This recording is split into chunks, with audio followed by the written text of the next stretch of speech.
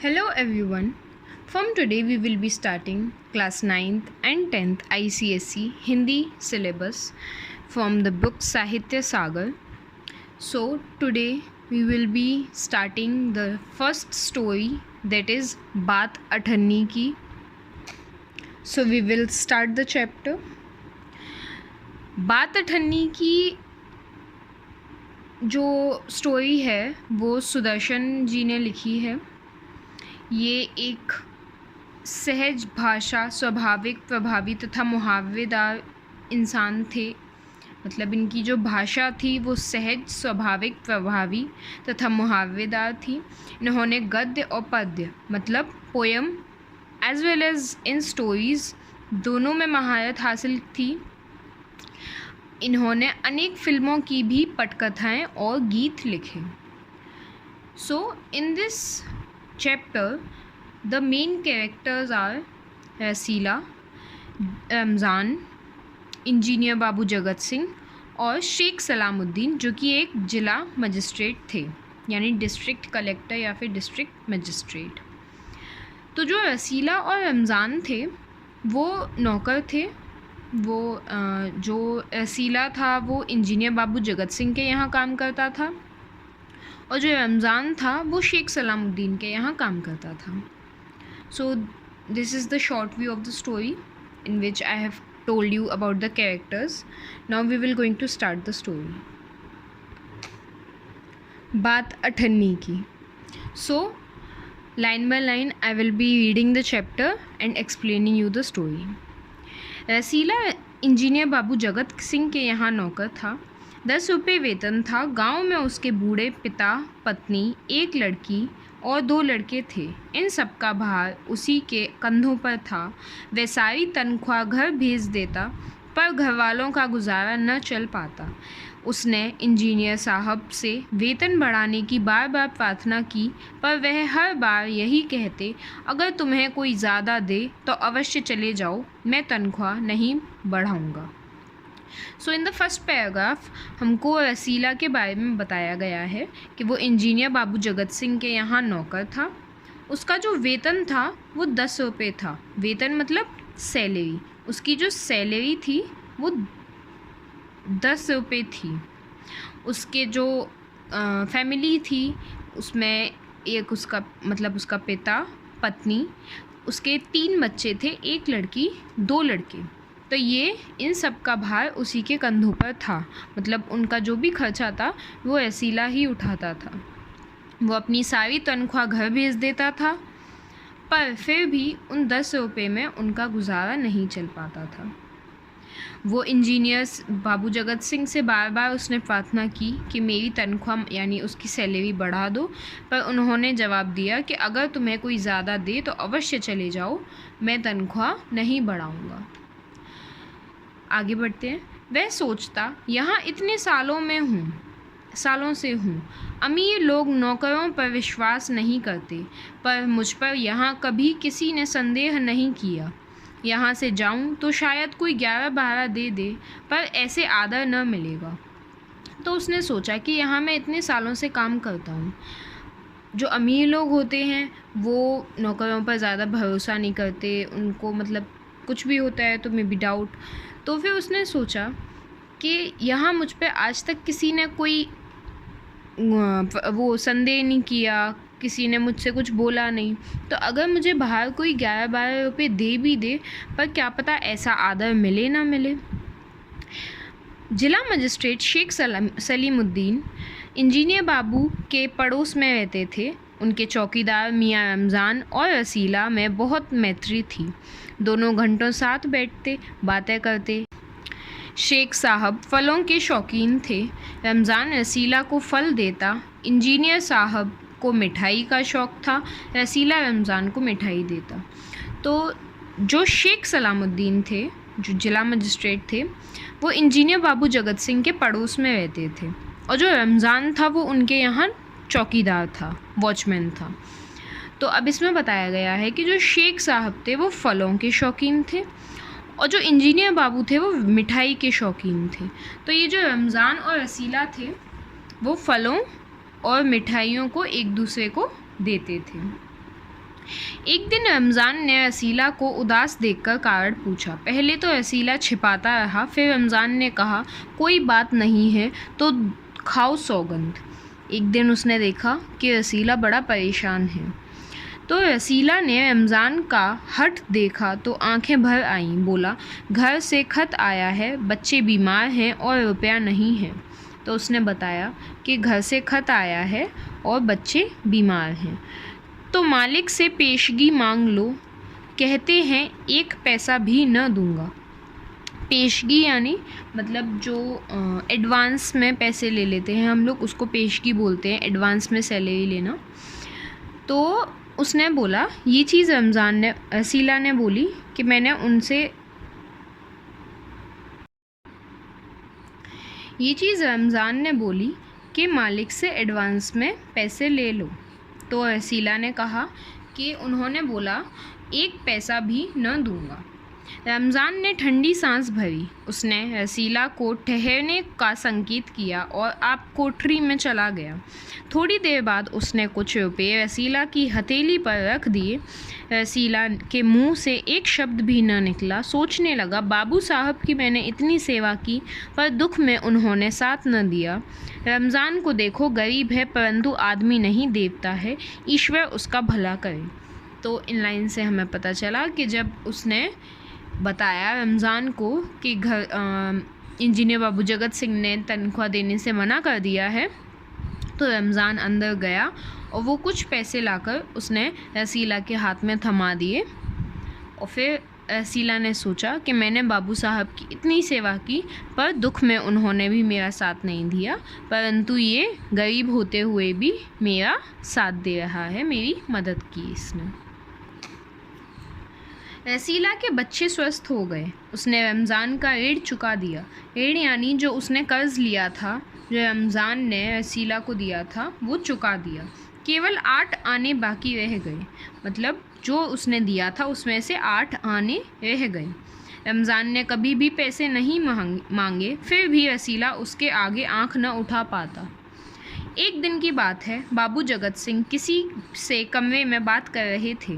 रसीला ने सुना, इंजीनियर बाबू कह रहे हैं, बस 500, इतनी सी रकम देकर आप मेरा अपमान कर रहे हैं। हुजूर मान जाइए, आप समझें आपने मेरा काम मुफ्त किया है। तो जब एक दिन रसीला ने इंजीनियर बाबू जगत सिंह के कमरे से बातों की आवाज़ सुनी, तो उसने सुना कि वो बोल रहे थे बस 500।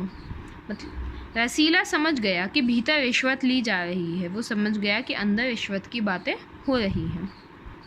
सोचने लगा, रुपया कमाने का यह कितना आसान तरीका है। मैं सारा दिन मजदूरी करता हूँ, तब महीने भर 10 रुपये हाथ आते हैं। वह बाहर आया और रमज़ान को सारी बात सुना दी। रमज़ान बोला, बस इतनी सी बात? हमारे शेख साहब तो उनके भी गुरु हैं।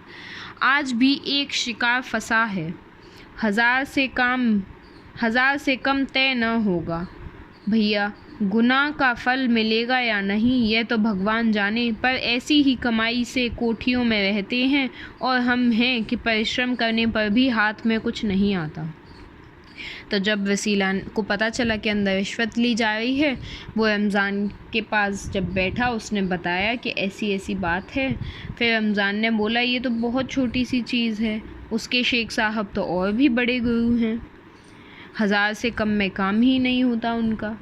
तो उन्होंने ये सोचा कि इतना ऐसे काम गुनाह कर रहे हैं, ऐसे ही ये कोठियों में रहते हैं और हम परिश्रम के बाद भी हाथ में कुछ नहीं लग पाता। रसीला सोचता रहा, मेरे हाथ से सैकड़ों रुपए निकल गए पर धर्म न बिगड़ा। एक एक आना भी उड़ाता तो काफ़ी रकम जुड़ जाती। इतने में इंजीनियर साहब ने उसे आवाज़ लगाई, रसीला दौड़कर 5 रुपये की मिठाई ले आ। रसीला ने 4.5 रुपये की मिठाई खरीदी और रमज़ान को अठन्नी लौटाकर समझा कि कर्ज उतर गया। तो रसीला ने 4.5 रुपये की मिठाई ले ली और उसने जो अठन्नी थी बची वो लौटा दी रमज़ान को। बाबू जगत सिंह ने मिठाई देखी तो चौंक उठे। यह मिठाई 5 रुपये की है हुजूर, 5 की है। तो जैसे ही जब उसने मिठाई दी इंजीनियर को, तो उन्होंने कहा कि ये 5 रुपये की है। तो उसने कहा जी हुजूर 5 की है। अब यहाँ पे थोड़ा ट्विस्ट आएगा स्टोरी में। रसीला का रंग उड़ गया। बाबू जगत सिंह समझ गए। उन्होंने रसीला से फिर पूछा। रसीला ने फिर वही दोहराया। उन्होंने रसीला के मुंह पर एक तमाचा मारा और कहा, चल मेरे साथ जहाँ से लाया है। रंग उड़ जाना मतलब वो घबरा गया। जब उनने पूछा तो वो एकदम से घबरा गया। फिर बाबू जगत सिंह समझ गए, तो उन्होंने फिर से पूछा। उसने फिर से वही दोहराया, तो उनने उसके गाल पर एक चांटा मार दिया और कहा कि जहाँ से लाया है वहीं चल।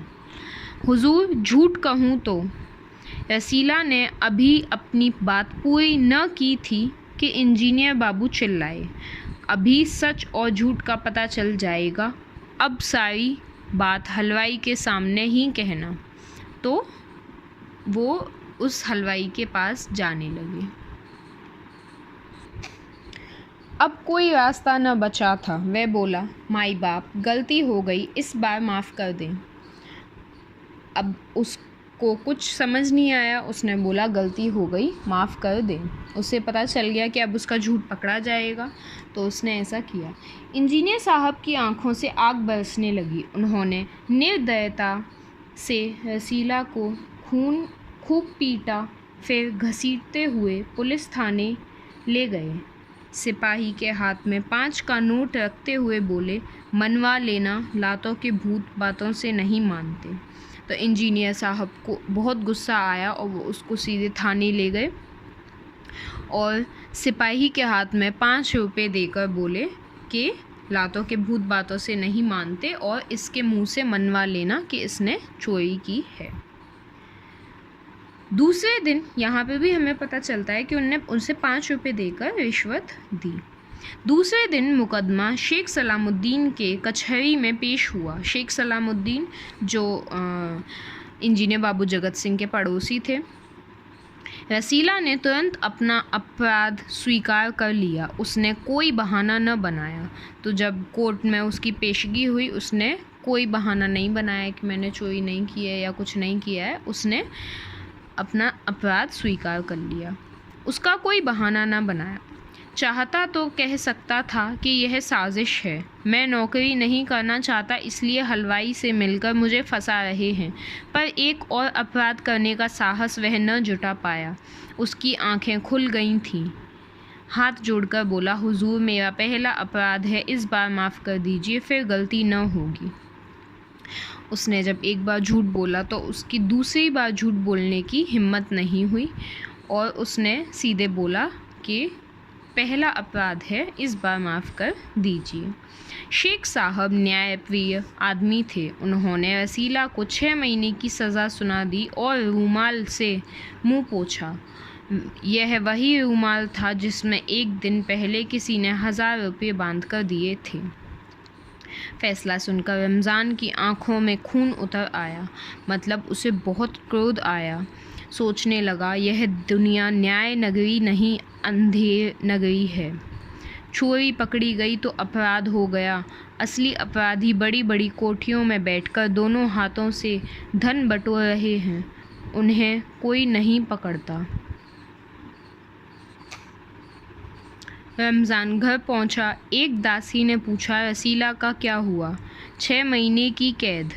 अच्छा हुआ, वह इसी लायक था। रमज़ान ने गुस्से से कहा, यह इंसाफ नहीं, अंधेर है। सिर्फ एक अठन्नी की ही तो बात थी। रात के समय जब 1500 के चोर नरम गद्दियों पर मीठी नींद ले रहे थे, अठन्नी का चोर जेल की तंग अंधेरी कोठरी के में पछता रहा था। तो यहाँ पे हमें पता चलता है कि कैसे बड़ी बड़ी चोरियाँ करने वाले बच जाते हैं और गरीब इंसान फंस जाता है। तो जब उसने पूछा, एक दासी ने पूछा कि क्या हुआ रमज़ान को, तो उसने बोला कि जेल हो गई है, 6 महीने की कैद में है। तो उसने कहा अच्छी बात है, इसी लायक था। तो उस बात पे रमज़ान को बहुत गुस्सा आई। स्टोरीज़ में जो लास्ट पैराग्राफ्स होते हैं, कई बार उनमें से क्वेश्चंस बन जाते हैं।